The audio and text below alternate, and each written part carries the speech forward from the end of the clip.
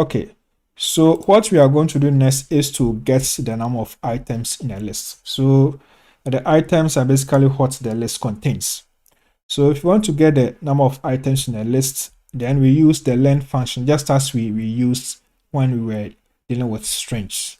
So we have some list here. Let's just create a new one. Let's say basis. Let's use a new one. A, G, T, C. And I want to get the number of items in the list. I'll say len basis. So this will give me 4. Let's try another one. Let's say sequences. Or this time, let's say codons. Yes. Let's say A, G, C, A, T, A, G, T, A, U, A. Let's just use this one, this 3. Okay, just this ones. Let me just make this. Yeah, perfect. Okay, so here there's a list that has codons.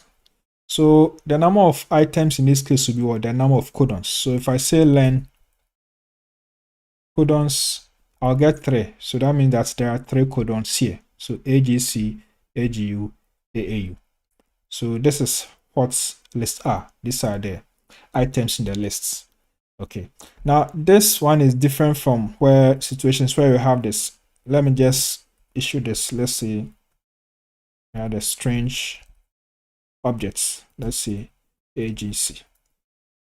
This one here. Or let me just add this. So if I say len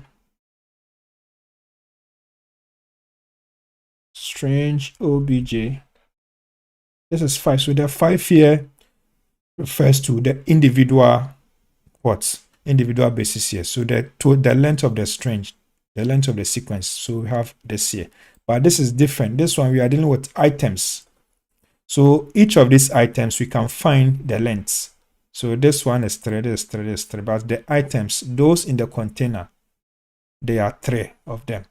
So take note of that. So strings and lists are different data types. Okay, and now we can continue.